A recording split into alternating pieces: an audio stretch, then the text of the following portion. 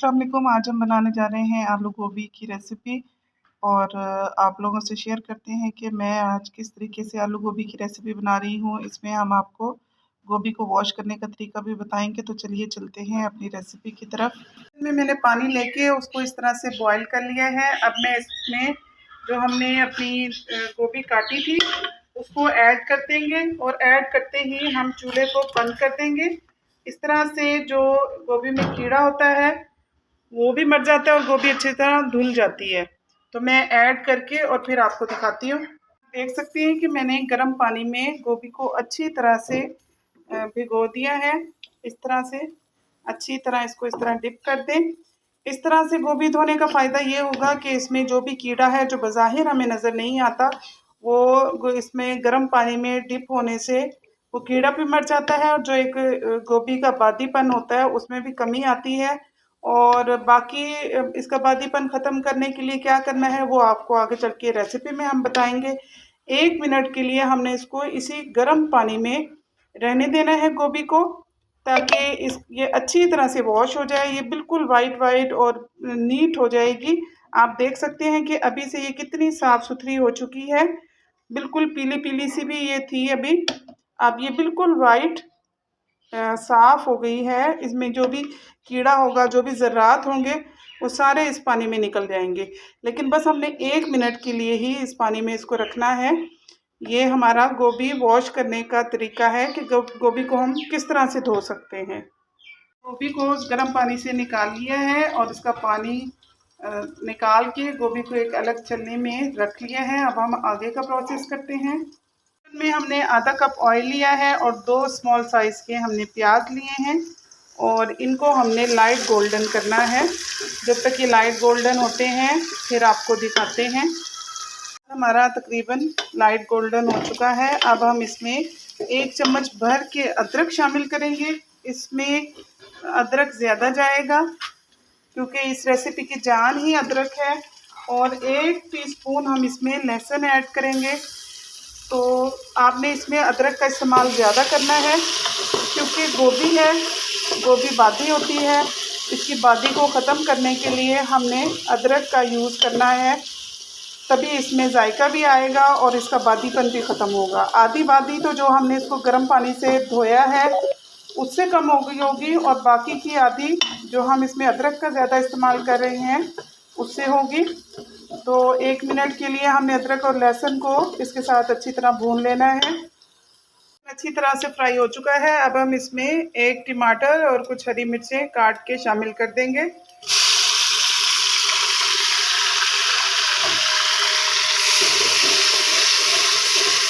Spices add करेंगे।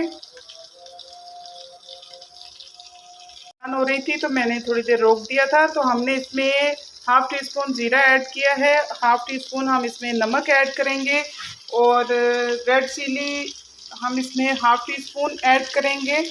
आप अपनी मर्ज़ी के मुताबिक सारे मसालों को कम या ज़्यादा कर सकते हैं।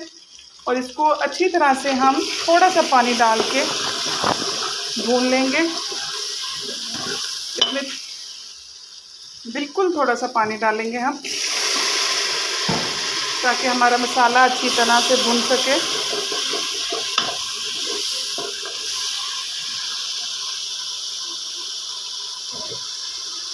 मसाला अच्छी तरह से भुन चुका है, आप देख सकते हैं। अब हम इसमें गोभी को शामिल कर देंगे जिसको हमने धो के रखा हुआ है, वो इसमें हम शामिल कर देंगे और अच्छी तरह इसकी गोभी की भुनाई कर लेंगे। इसके साथ मसाले के साथ हम गोभी की भी अच्छी से भुनाई करेंगे तकरीबन 2 मिनट। 2 मिनट भुनाई करने के बाद मैं फिर आपको दिखाती हूँ। अभी तक हमने इसमें जो मसाले ऐड किए हैं वो नमक, मिर्च, नमक, मिर्च और ज़ीरा। अभी ना हमने इसमें हल्दी ऐड की है, ना ही हमने इसमें सूखा धनिया ऐड किया है। तो मैं आपको बताऊंगी कि वो हम इसमें कब इस्तेमाल करेंगे और क्यों।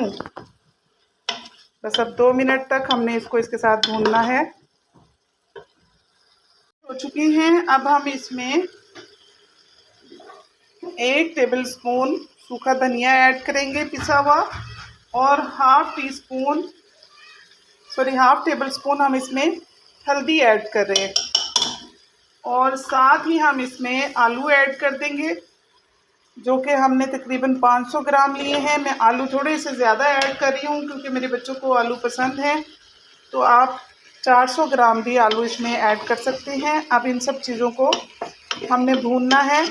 मुझे गोभी थोड़ी सी गोभी को, आलू को इन सारे मसालों के साथ अच्छी तरह से भून लेना है, और भूनने के बाद जितना, अगर इसमें हमें पानी की ज़रूरत होगी आलू गलाने के लिए, तो हम इसमें थोड़ा सा पानी ऐड कर देंगे। मुझे गोभी थोड़ी सी मिक्स हुई भी पसंद है, कुछ लोगों को खड़ी गोभी अच्छी लगती है, घुली हुई गोभी पसंद नहीं है, तो आप अपनी मर्ज़ी के मुताबिक फिर उसको रख सकते हैं। बड़े बड़े पीस काटें और पहले आलूओं को फ्राई करें, फिर आप गोभी ऐड करें। आप अगर खड़ी गोभी रखना चाहते हैं तो आपने थोड़े से बड़े पीसेस काटने हैं और पहले आलूओं को मसाले के साथ भून लेना है और बाद में गोभी शामिल करनी है। उससे ये होगा कि गोभी बहुत ज़्यादा घुलेगी नहीं, और बाकी जब आप साथ साथ भुनाई करते रहेंगे तो फिर वो थोड़ी खड़ी खड़ी रहेगी। लेकिन मुझे पर्सनली थोड़ी सी गोभी नरम ज़्यादा पसंद है, और बच्चे भी शौक़ से खा लेते हैं फिर जब वो बिल्कुल मिक्स हुई हुई होती है, तो इसलिए मैं कोशिश करूँगी कि थोड़ी सी वो मिक्स हुई हुई हो। तो मैं इसको जो है ना भुनाई करके अच्छी तरह से फिर आपको दिखाती हूँ। 4 मिनट मैंने अच्छी तरह आलू और गोभी की भुनाई कर ली है। अब मैं इसको बिल्कुल हल्की आंच पे, दम वाली आंच पे ढक के 15 से 20 मिनट के लिए पकाऊंगी। दरमियान में चेक करते रहना है कि नीचे ना लगे, और अगर आलू कच्चे हों तो इसमें आप थोड़ा सा पानी ऐड करके आलूओं को गला सकते हैं। हम इसमें कसूरी मेथी ऐड करेंगे। हमारी गोभी और आलू की अच्छे से भुनाई हो चुकी है, और बस अब इसमें कसूरी मेथी ऐड करके 5 मिनट हम इसको भूनेंगे, और उसके बाद आपको फिर दिखाते हैं। और गोभी की बहुत अच्छी तरह से भुनाई हो चुकी है। आप देख सकते हैं कि ये इसका घी भी सेपरेट हो गया है, और जिस तरह मैं चाह रही थी कि ये बिल्कुल नरम हो और इसमें गोभी बहुत कम नज़र आए, तो आप ये देख सकते हैं कि ये इसी तरह से हो गई है। इससे क्या होगा कि बच्चे भी फिर शौक़ से खा लेते हैं। अगर आप इसको इतना मतलब मिक्स नहीं करना चाहते तो फिर आप गोभी के फूल थोड़े खड़े खड़े रखेंगे, इसको मिक्स नहीं करेंगे। सेम प्रोसेस है, बस आप इसको ज़्यादा देर फिर पकाएंगे नहीं। जैसे ही आलू गलेंगे तो आप इसको निकाल लेंगे। जैसे ये हमारी गोभी बन के तैयार है।